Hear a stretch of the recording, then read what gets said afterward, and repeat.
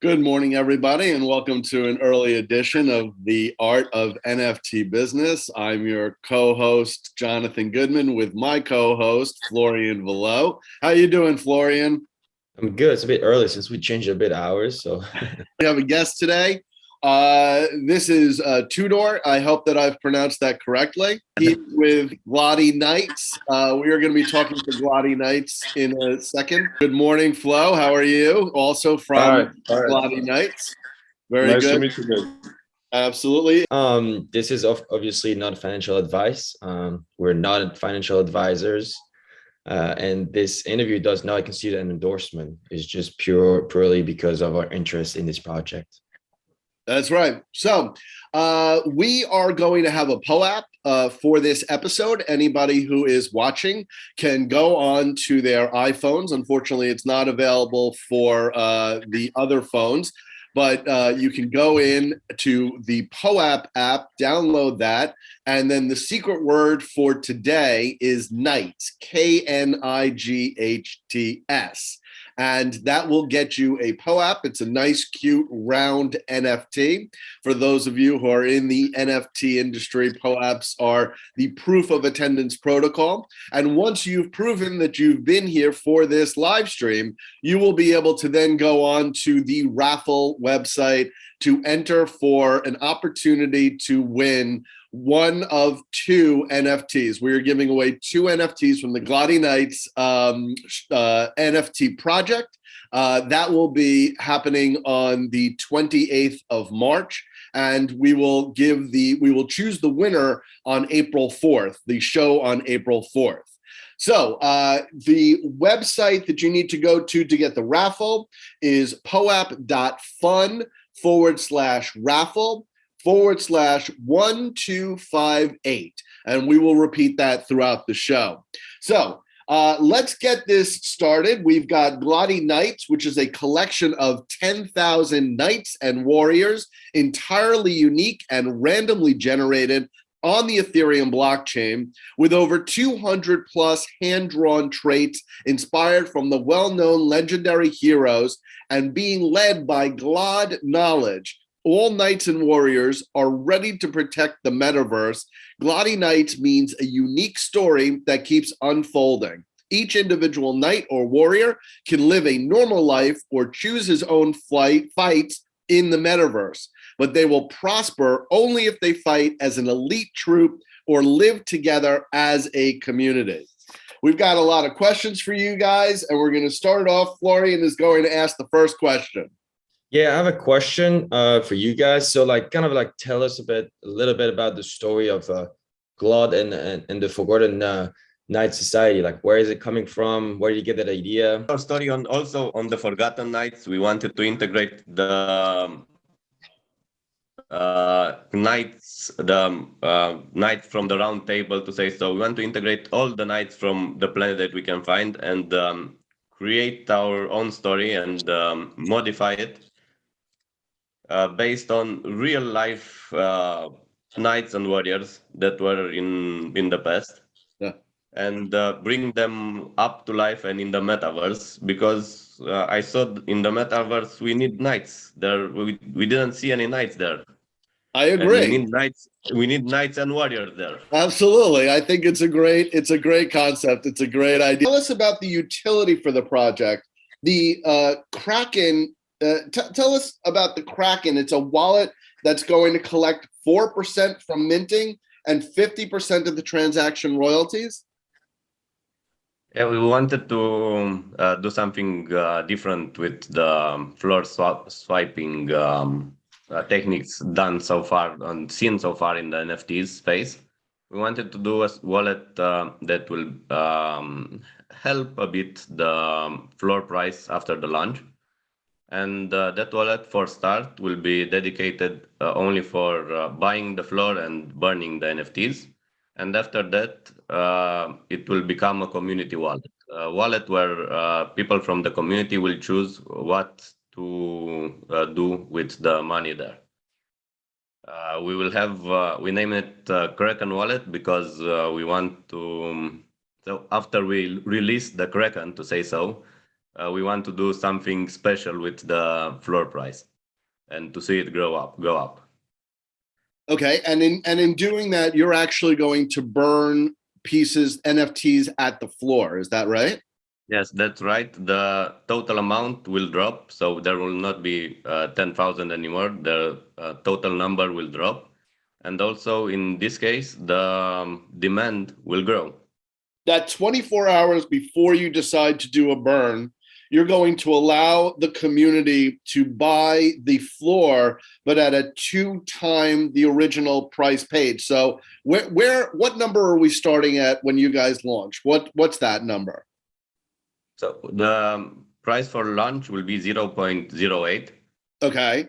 So And, somebody at the floor would have to buy it at 0.16 in order for you not to burn that one.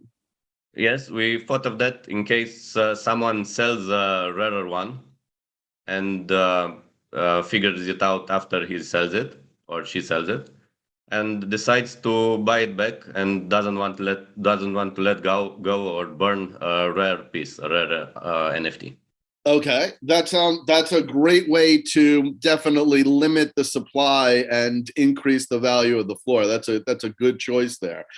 Tell us a little bit about the rewards. So, holding your NFT for more than 20 days, you will start to receive rewards. After the 20 days, you will start receiving one Glod token every day. Tell us about how that works.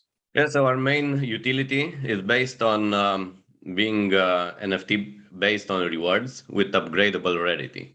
So the higher the rarity of your NFT, the more Glod tokens you will receive. Glod tokens will be our community token.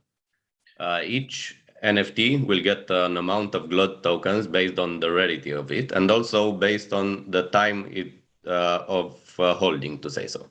So if someone holds the NFT more than 20 days, it will start to receive one Glod token per day.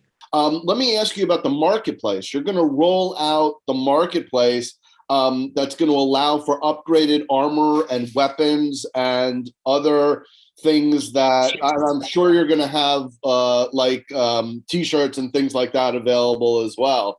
When's that rolling out and how is that rolling out?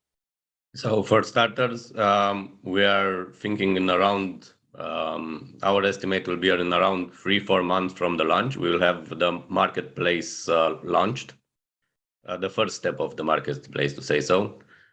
I think we will release an article about the marketplace in 1 or 2 days from now with more details.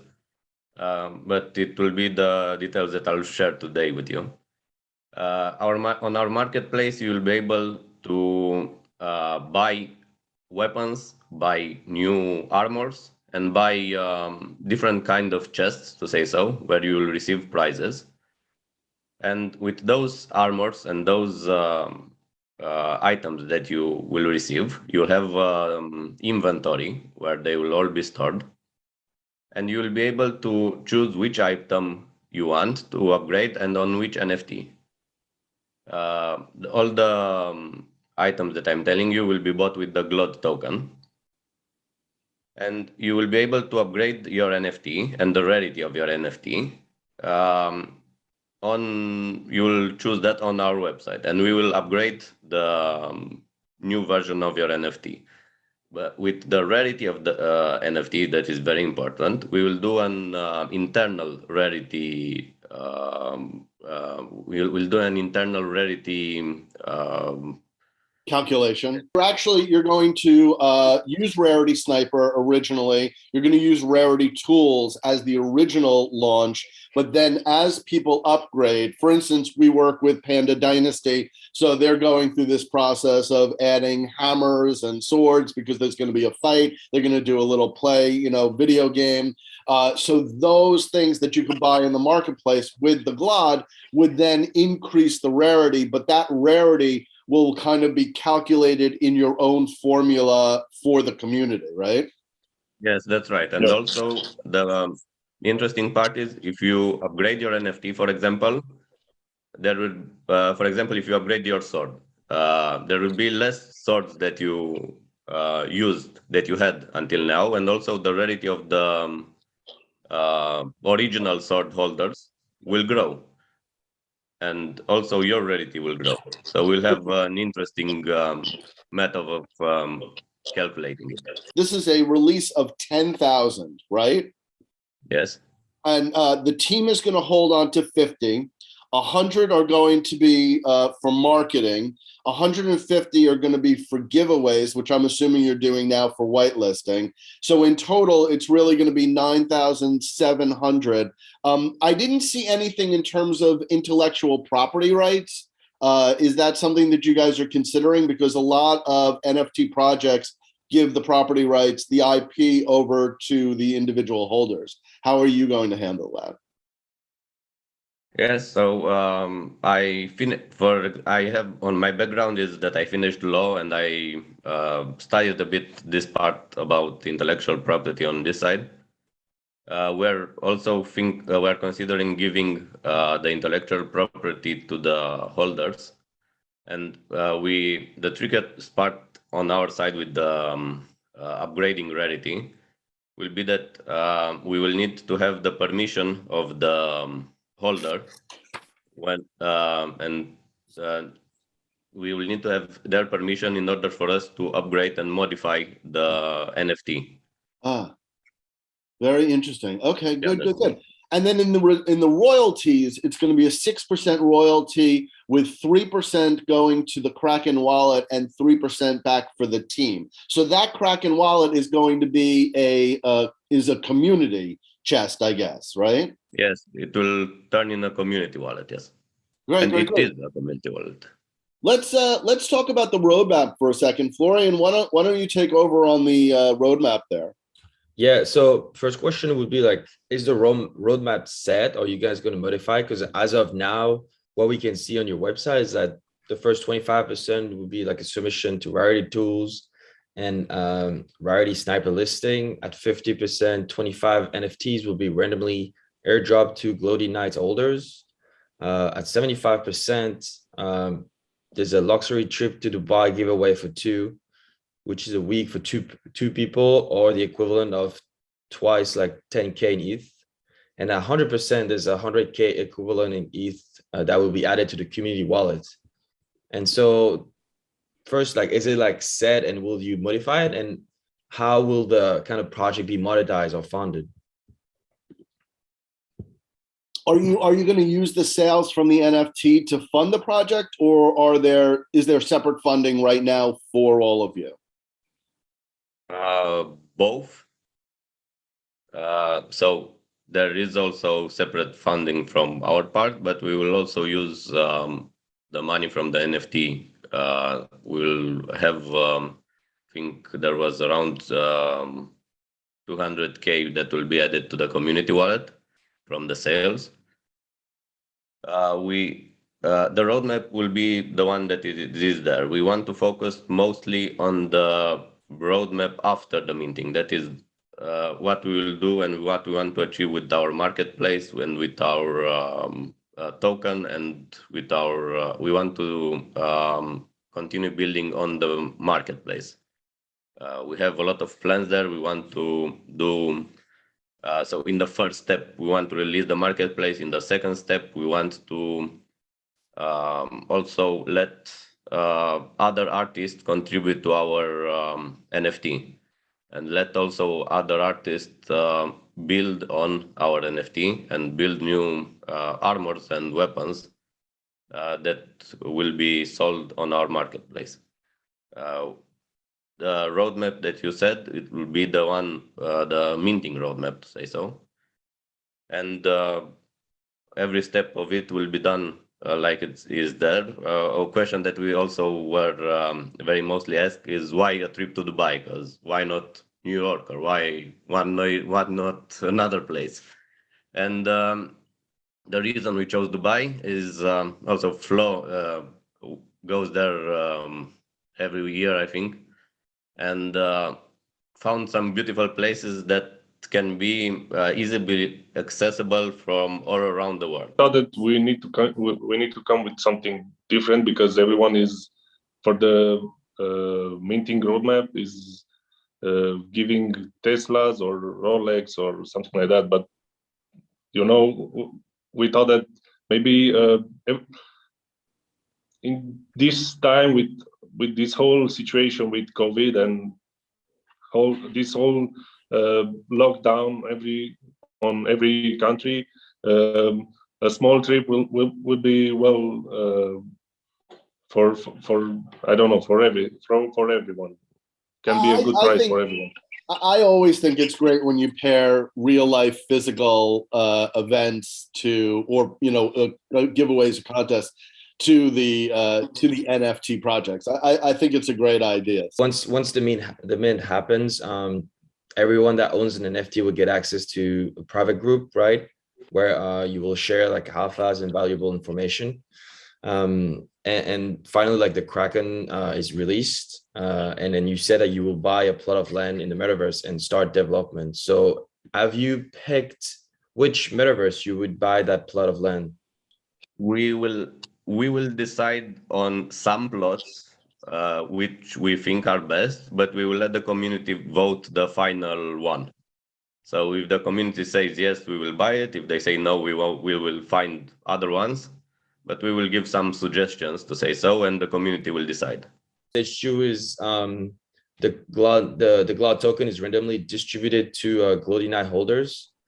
If I can say a few words about Glod token, the Glod token will be you will be able to access the website with your wallet and see how much Glod token you received so far, depending on the rarity, depending on randomness, depending on involvement in community, and so on.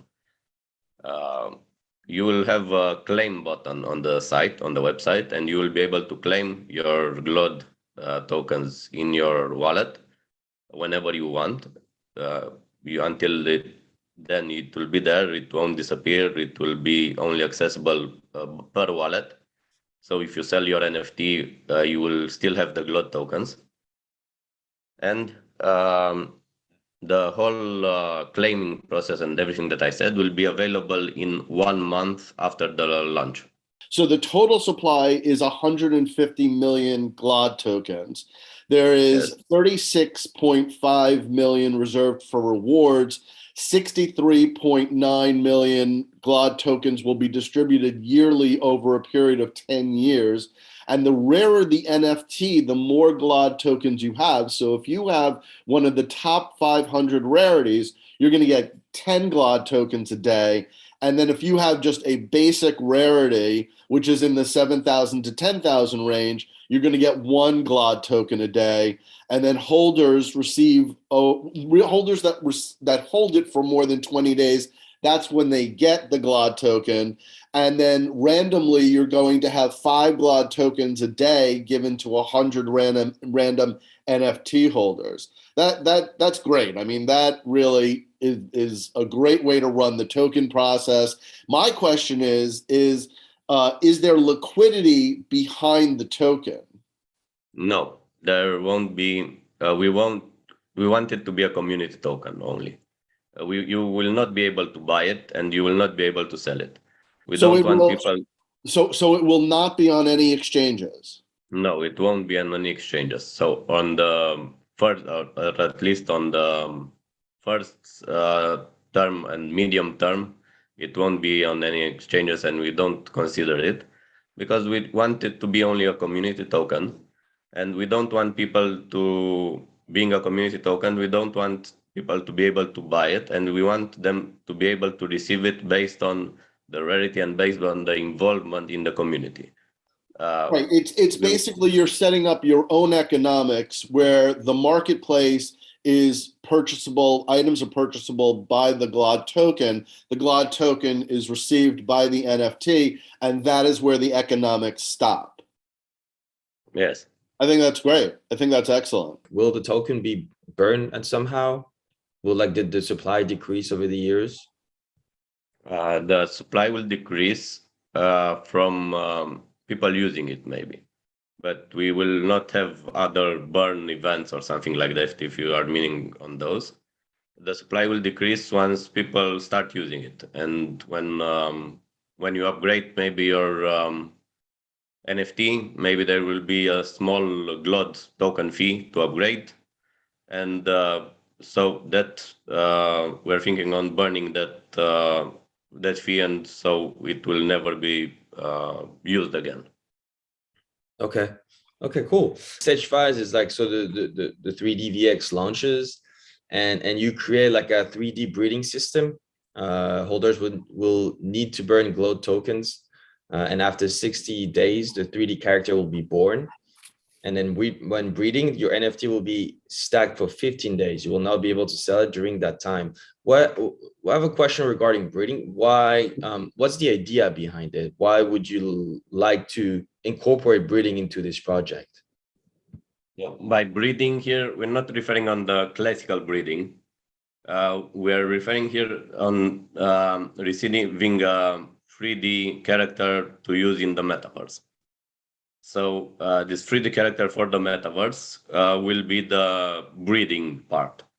So by doing the typical or classical breeding system, we will create a 3D character for the metaverse, and you will be able to use the character in the metaverse. So in other words, I have an NFT. When you guys go to the metaverse and you have the 3D capabilities for the metaverse, which could happen tomorrow, but it's most likely going to take a couple of years, right? I will be able to have acquired a certain number of Glody tokens that I can then trade in to change my NFT into a 3D virtual NFT. I'll still hold the NFT, but it will be, this will allow me to, essentially, this is the cost of growing the three-dimensional version of this character, right? Yeah, that is right. Yes, that's correct. That's well said. Thank you. You're planning on creating a comic book that will be given to all mint holders.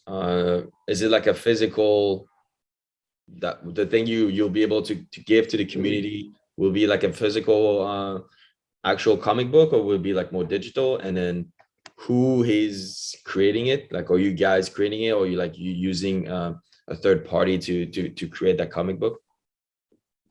Yes. So on the first question, the answer is both. We will also have a digital part and a physical part. The digital part, we want to make it as an NFT, the comic book. So you will be able to turn each page and have all the pages there. We will have a free minting for the mint holders, and we will have a printed version. We know where to print it. We know who can make it from our team, and also our artist will help there, and will have a big involvement there. We know how to deliver it. The printed version will both be integrated, and you will be able to order your physical version at home or wherever you are in the world. Okay. Yeah, that's really cool. And then so the last stage is you want to develop a DAO with that future utility of the project will be decided by project holders, right? Yes. So at that stage, like, how far are you seeing this from the mint date? Is it like few weeks, few months, few years? No, I think it will be a year, something like that, somewhere around a year for the DAO to take place in the final form, to say so. Because until then, we can we want to give the community very high involvement in our decision making, but for it to be a full DAO and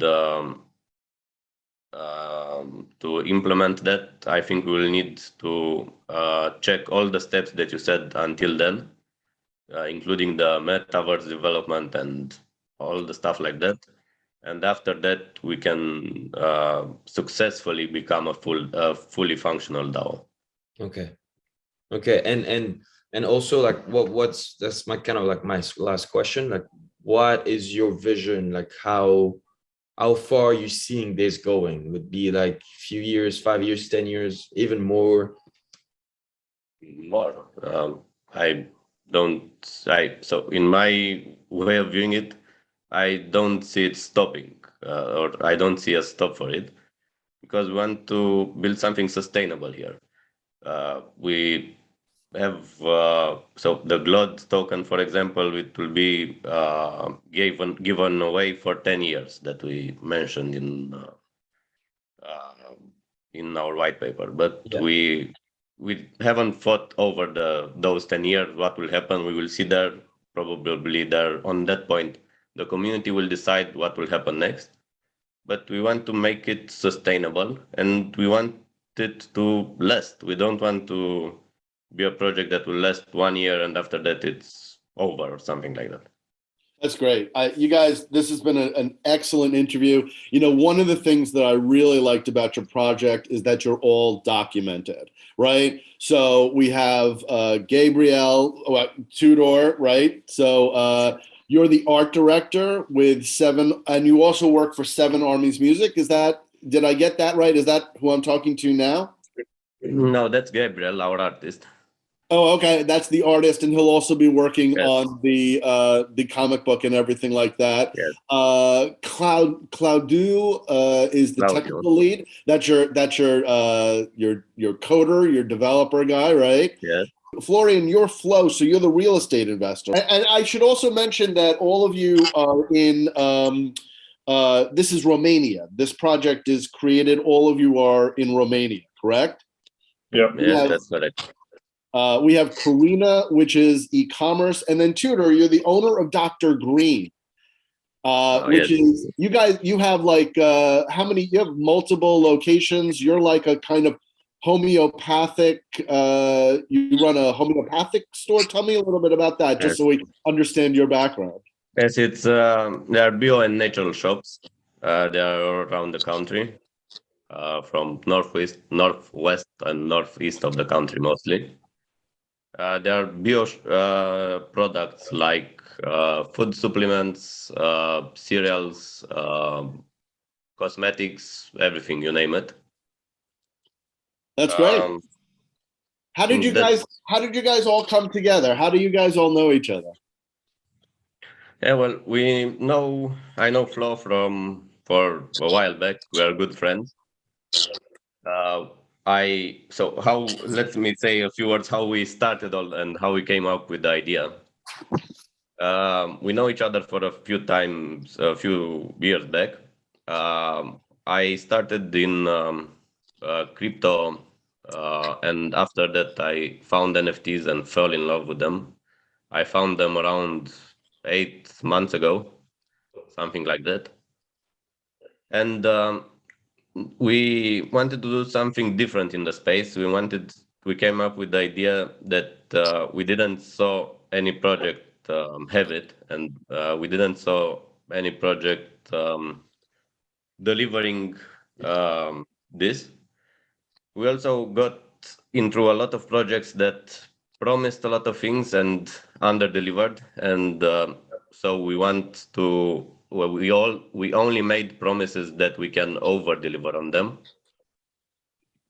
And I think that's how we mostly got the idea. I know also you asked at start about Glod token, how we came about that. We give a little spoiler to say so. We have in Romania a well-known, I don't know how to call it in English, but to say it, a Glod that it's said to have healing and powerful properties. So in regarding to that and the traditional Glod, to say it in Romania, we came out with the Glod token and Glod knowledge and everything behind it. An interesting word that you don't. The great thing is from the search engine optimization side, if you type in the word Glod, it's just you guys. So you've made a good choice of words there. Yeah, but it's also nice to say Glod. It sounds good. It sounds good.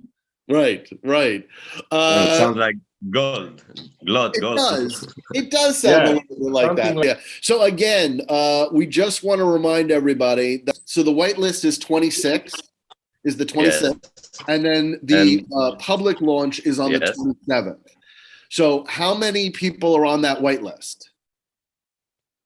So our whitelist will be closed on around 1,500 whitelist. We're thinking now. Okay, and people, how can they get on that whitelist? Do they go to your Discord?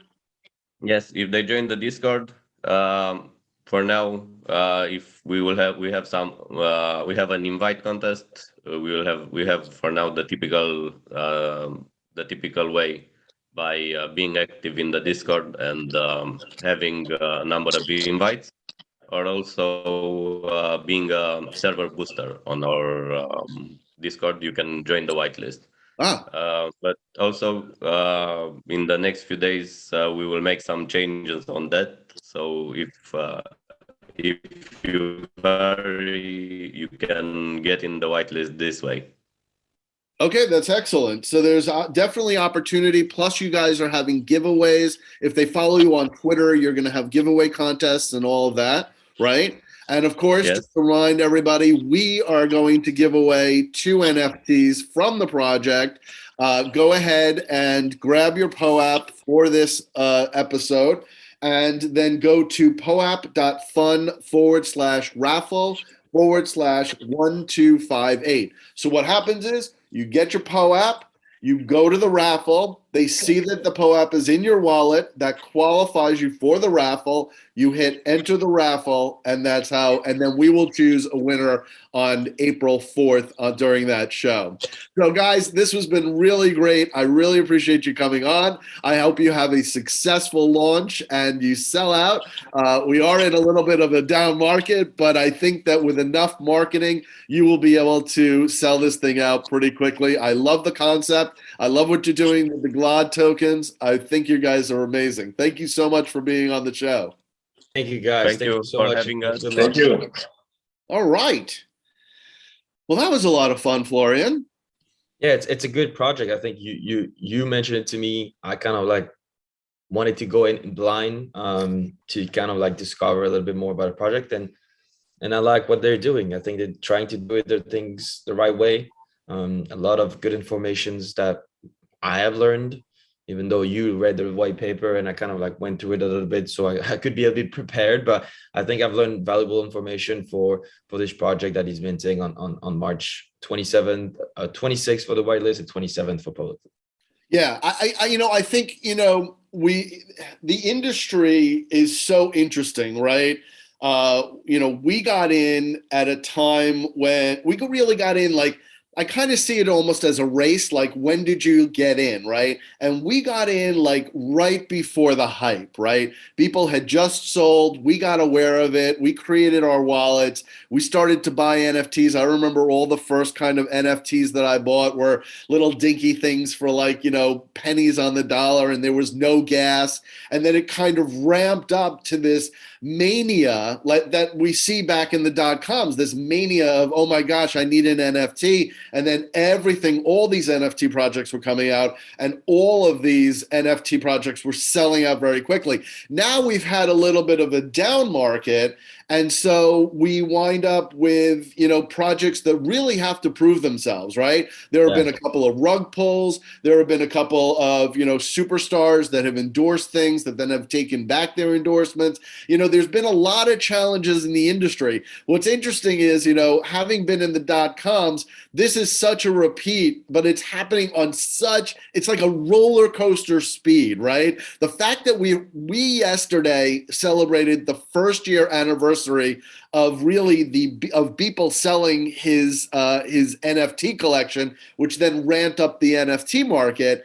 We're now kind of seeing another trend of more sophisticated, more thought out projects, right? I personally liked that these guys weren't promising the moon in the roadmap, right? They had these different stages. They understand that these stages are going to take a while. All of these, what happened was all these projects came in and everybody started buying it. And everybody was like, hey, you promised us a video game. Where's the video game? Well, video games take years to produce, right? So I like the fact that these guys are realistic. They know that this is a project that's going to have a long-term impact. That's what we love about Panda Dynasty, right? So those guys also, right? They're really not promising the moon. They're saying, hey, as we grow, there's going to be benefits to you, and we're going to try to get all this stuff done. So I really think that it was great. Hey, let's continue with our show. We've got to talk about the news. So Russian oligarch Roman Abramovich, who owns the Chelsea club, has had all of his assets, including the club, frozen. What's interesting here is, from the soccer side, the impact on this is not just on him, but it's on the entire club itself. So Chelsea now has to operate under a special license. The season ticket holders can attend games, but fans can't buy new tickets. So if you don't have a season ticket, you're not coming to the games this season. The transfer ban is now in place. They can't negotiate any new contracts. There is no merchandise sale. The merchandise store is closed at the Chelsea Arena. 3 partners have already suspended partnerships. Team trips outside of the UK are extremely difficult. And Abramovich has already said that he's willing to sell the club and the profits will go to the Ukrainian victims of the war. But any sale must go through the UK government for approval, further complicating the sale. This is a real, what are you thinking about this? Because this is just so impactful on the entire soccer stage around the world. It is tricky, and it's really sad what's going on in Ukraine, and what's going to happen to this club. Are they going to be able to pay their employees, players, and people in the front office, because the owner was putting a lot of money into this team to be successful, and now that he decided to step down on his own because of all the allegation against him, we can start thinking now, like, are they going to be able to survive this if the club doesn't sell? So it's really a difficult situation for the people in charge in the club, for the players, for the fans. So it's something to monitor over the next few weeks and few months as that war is going on in Ukraine. It's not the news you wanted to start the year. So I hope it's going to get resolved somehow in a good way. Yeah, we should really say that Abramovich has put in $1.5 billion into the Chelsea club over the last 10 years. That's quite an incredible amount of money. And whoever's going to now buy this club, to keep Chelsea in the top tier like that, it's going to be a very big challenge for them. And it has to be negotiated with the UK government. Look, I mean, I'm not a fan of Abramovich. I don't take a stance on anything. I do commend him, though, for at the very, very start, as soon as that war started, he said he was stepping down from the board, and he said that he was putting the club up for sale. What happened was the restrictions came in faster than he was able, or Chelsea was able to find a buyer. And that is going to cause a lot of problems for Chelsea this year. I feel bad for the Chelsea fans, because at the end of the day, they just want to watch a good game and, not have all this drama surrounding it. But now we do have Chelsea is also in the news, because a month ago, the NFT project Ape Kids Football Club, which is basically a derivative of the Bored Ape Yacht Club, launched with 6,626 NFTs, and the project value has dropped by 90%, going from $656 per NFT down to $65. The drop is due to the endorsement removal of former Chelsea player Tammy Abraham, and Ashley Cole. There were no other details provided. We're not sure if this is a disagreement between the NFT project originators and the Chelsea Stars, or if there's something going on behind the scenes. But again, we feel bad for anybody who aped into the Ape Kids Football Club, because now that value has completely dropped in value. Larval Labs acquisition. I just want to mention that Yuga Labs has previously created the Bored Ape Yacht Club and the Mutant Ape Yacht Club NFTs. And on Friday, March 11th, Yuga Labs announced that they had acquired CryptoPunks and Meebits by Larval Labs. By acquiring CryptoPunks and Meebits IP, Yuga Labs now owns the brands, copyrights in the art, all IP rights for both collections, as well as 423 CryptoPunks and 1,711 Meebits. Along with the acquisition announcement, Yuga Labs also declared that they will be giving CryptoPunks and Meebits holders full commercial rights. So it kind of sounds like they're doing it both ways, right? But it's actually not. What they're basically saying is that the overall IP rights, the individual NFT rights will go back to the holders, but they have the overall IP rights for CryptoPunks and Meebits. They'll be able to do whatever they want on a larger scale.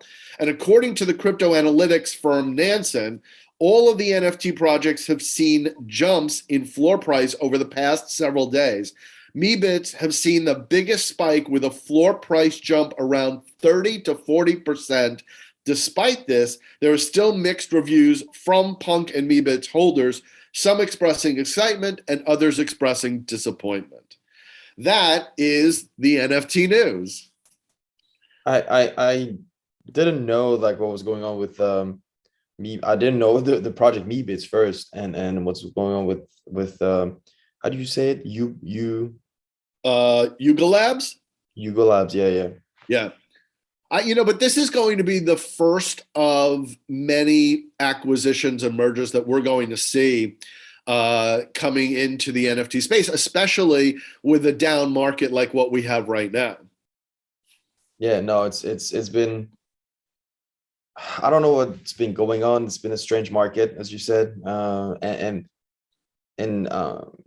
Gary Vee said it last year. I think later last year would be like a lot of project, 95 to 98% of project will go to zero.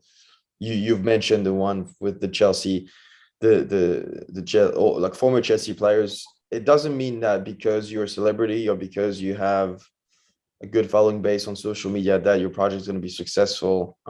We've talked last week about some other project from NBA players, other artists that kind of like rock pulled their community because they did not know how much work was needed to get put into this project to follow up with it. So it's still a tricky landscape. I think a lot of people are thinking, oh, it's a quick bucks. I can make good money real quick. And then without doing much, but when they realize how much work that needs to be done, it's a whole lot of work. Yeah. I think, again, putting your name to a project means that you really have to do your due diligence in knowing what project you're going to connect yourself with. There are, it's very easy for somebody to explain to an athlete or an actor or somebody influential, hey, put your name associated with this and you'll make X amount of money. That only works if the project is real and has some value behind it. It's a tricky situation, right? And I think what we're seeing is a lot of these influencers are kind of putting the brakes on and really kind of looking at what projects they want to be involved with. So the next segment is what's in your wallet. Yes. And last week you mentioned to me a project that was minting for free, which is really unusual in this time. But if you look at some of the bigger projects that started really early, they were pretty much sold for free, like for really nothing. And this project is called Wabi Punks. And then you told me to get into it. And at the time last week, it was about, I think, so the project is a supply of 9,077 Wabi Pongs that are like pixeled art. At the time last week, it was about 2,700 minted. Yep. Now, right now, as we speak, it's 9,050 or something. There's like probably 20 left, 15, 20 left. Yeah. Oh, no, really? Wait. I have to interject something, because I just bought another 8 this morning. And when I bought it this morning, it was 8,020. So you're saying that within the last couple of hours, the last 2 hours, it has just catapulted the last 1,000 NFTs? I think so. As we speak, like I'm on the OpenSea page right now, and last time I checked, it was 9,046 right now as we speak. Oh my goodness, we should end this program and just grab the rest of them. Well, it's funny how there's only like a little bit more or less than 1,200 holders, but it went quick from a week ago. It seems that, okay, well, when you go on the page right now, it seems that the mint has disappeared. The mint button has disappeared. Oh, so it seems that it's sold out. Oh, so it's sold out. So we have to celebrate. It's sold out. That's incredible. This morning. Now I have to ask you, how many did you grab? I got 20. That's awesome. That's awesome. I got 20, and I think there's like some of them that I'll keep because I really like them.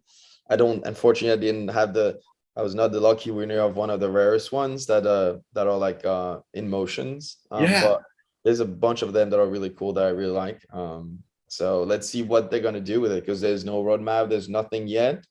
So we'll see. I think it's a fun project to get into it, because it's no cost beside gas. Yeah.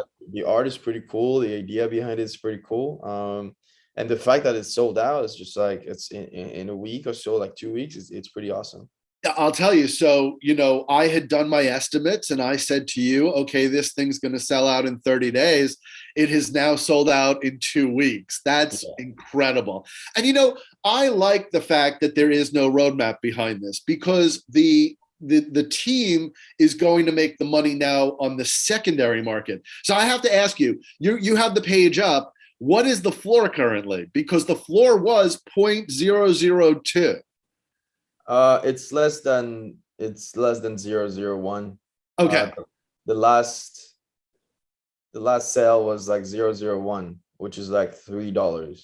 Right. So now that the mint is done, that can escalate up in upwards of being a Bored Ape Yacht Club, because you're right. The Meebits, all those things were given away at such low prices, right? I'm pretty sure the Meebits was given away for free. Other projects that we know that have been successful have been giving away for free. I'm glad that you got the 20. That's awesome. I have 50 because I just rounded out with the 8 this morning. I'm so glad I grabbed those 8. And now we'll see. I mean, what's great is like, if you're paying $100 or when we like Bungie Project, what do we pay? $300, and we wound up paying $100 in gas, right? So it was a $400 investment. This morning I got my 8 for $30. $30 for 8 of them. That's incredible, right? So in all, I've probably spent about $200 on those 50, maybe even less. It can only go up. It was free.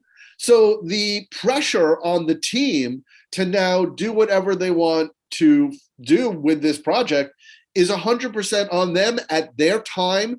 They can, figure out what they want to do. There should be no pressure, because nobody should be saying to them, hey, this cost me $400. What are you guys doing? This cost nothing except for the gas.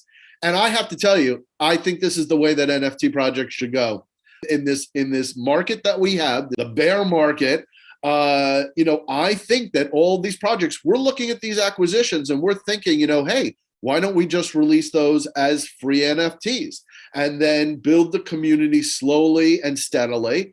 Yeah. I think it's a brilliant way to go. And of course, I mean, I understand that like so many projects want to make that $2 million mark, right? You set something for 0.04 ETH, you have 10,000 of them, you wind up making $2 million.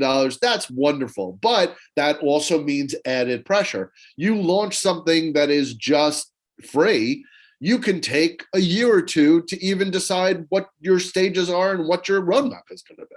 Yeah, no, exactly. I think it's a good way to do it. No pressure. I'm sure like they're hoping to get those royalties from the secondary market, because somehow you need to found a project to get going and keep it running.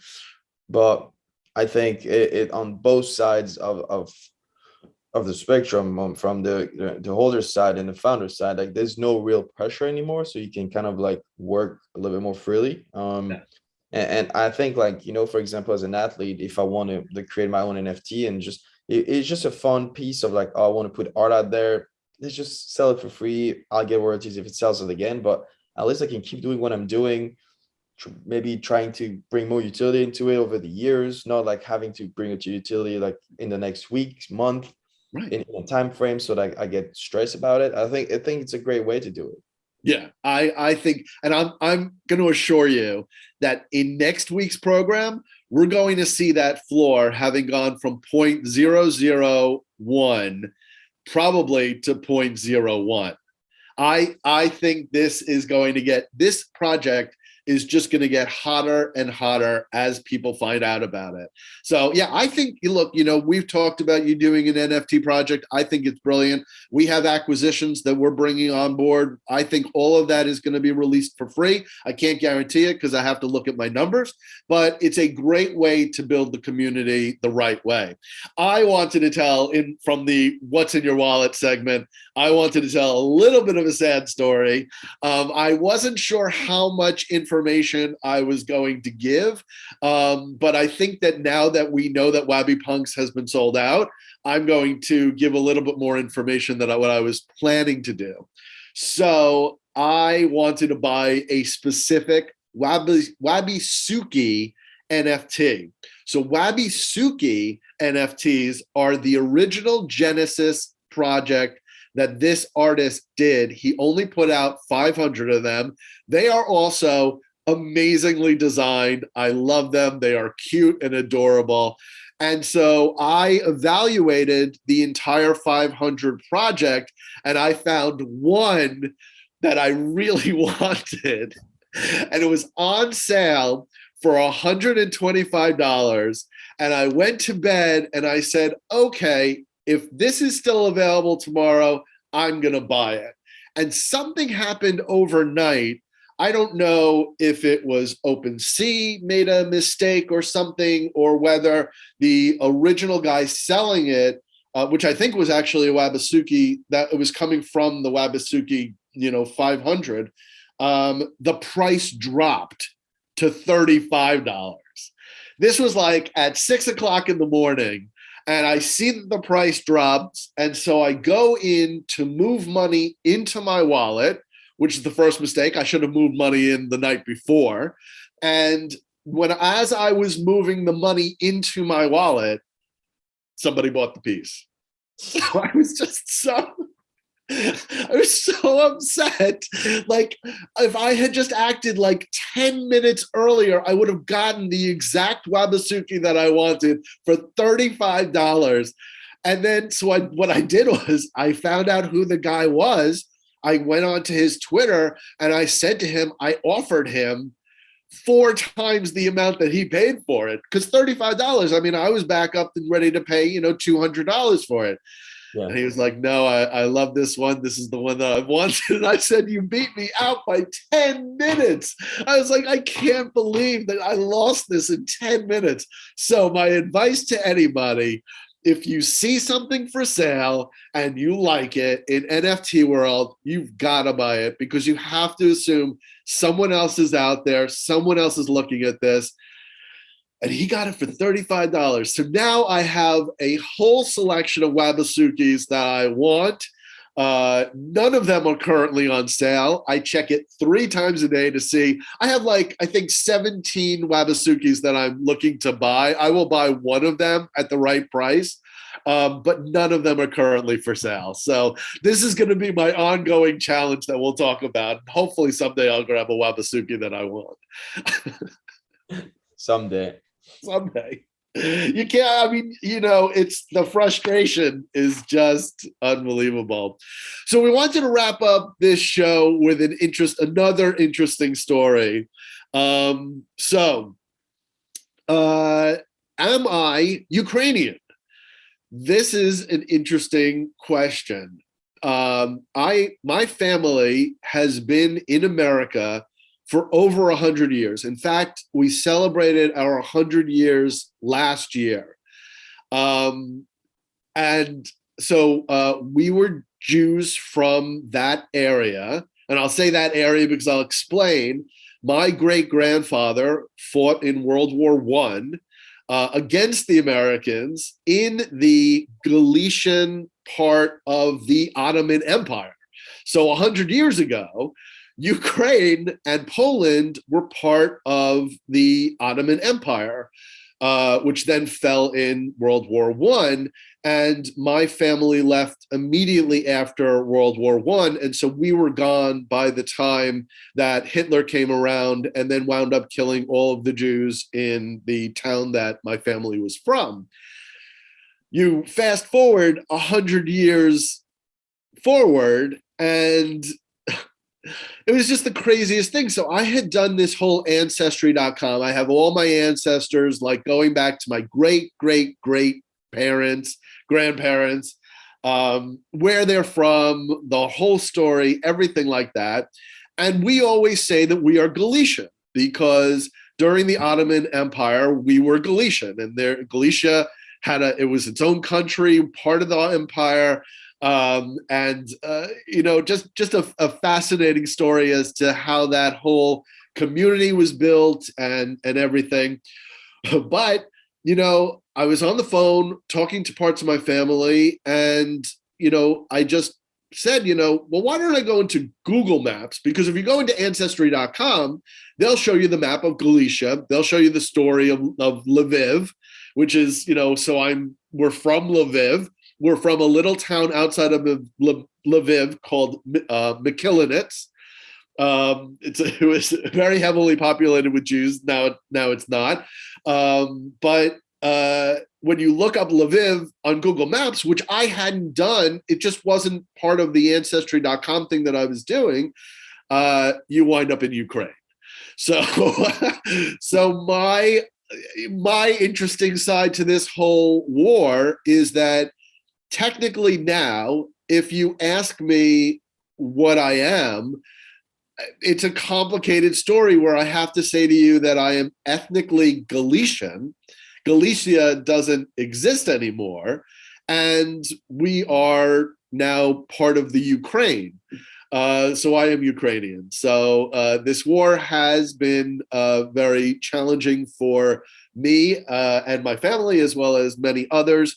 But, you know, we are in full support of Ukrainians. We are Ukrainians, and we would love, now that we understand where Lviv is and where Mikilonets is, to, once this war is done, to go back and really do like a full history and find my great grandparents, you know, birthplace, death place, schools, all that stuff. But I just wanted to kind of tell that story. Maybe we'll submit this over to ancestry.com.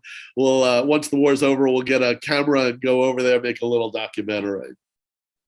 Yeah, Fun story, right? It is. Like, you never know what's your background until you actually start doing some digging and research. Have you ever done it? Have you ever done any of your research? My family has like a ancestral tree. I don't know if you say that in English. There's like so we know kind of what a background is. How far back can you go? I think there's like it's a great grandfather or great grandparents, something like that. So is it like 1900s or 1800s? More like late 18s, maybe. I think it's just, yeah, I think we have like some Italians in there, and I don't know, but I would have to look at again. But it's fun. It's fun to look it at. Yeah, I mean, it's wild, especially, during this war when everybody's focused on that particular area, to understand, what the history is there. Because if you look at it, just from Russia invading Ukraine, you don't really get the whole picture that this part of the world, that whole line, the Baltic states down to Ukraine, all of that was really the separation of the Russian Empire and the East. And, it was constantly, I have stories. I knew my great-great-grandmother. I knew my great-grandmother. And she's read and spoke 7 different languages. Every day she would read 6 different or 5 different newspapers in different languages. So she said that her area was constantly under different rule. She was, Poland was challenging that area. Russia was challenging that area. She told a story about the Cossacks and what they did to the town and what they did to some family members. Very interesting history to understand that area that we're looking at now, Ukraine, has always gone under war, has always been contested in different parts of the east and the west of Ukraine. It's a fascinating story, and it's always very interesting to be able to bring it back to a personal level, right? The war now means something because I know that we are from Lviv, Mykhilinets, right outside, right on the border of Poland, right? Lviv was just recently attacked, 15 miles close to the Polish border. It's a serious situation. It's a very, people are dying. It's a very sad situation, but it's very interesting to be able to connect it to your own personal life. No, I agree. It's a difficult time right now. I hope it's going to get resolved in a good way, but it's sad to see that in the 21st century we can still there's still stuff like that happening. We thought it was behind us after World War I, World War II, and what's happening right now is just it's terrible to watch. Yeah. Well, this has been a really great episode, Florian, right? Yeah, it was a good show. I really enjoy learning about Glody Knights, and then hoping they do a successful launch for them. Yeah, I do wish them well. I do hope that they're able to do it. I'm excited to be able to give away these NFTs. Again, let's just remind everybody one more time that the mint, if you're on the whitelist, it's on the March 26th. The public will be on the 27th. Our raffle, you'll be able to grab the POAP. We're going to so this time, we're making it much more available. In previous POAPs, we've only given you the day. You now have all the time up until the raffle is being chosen. So April 3rd is the end of this POAP. You can grab, there's only 100 and a lot have already been grabbed, but you should grab them now. And then to enter the POAP raffle, it's poap.fund/raffle/1258. We look forward to having our show next week, and thank you so much for being here. Please subscribe and like if you enjoy this material, and we will see you next week. See you next week, guys.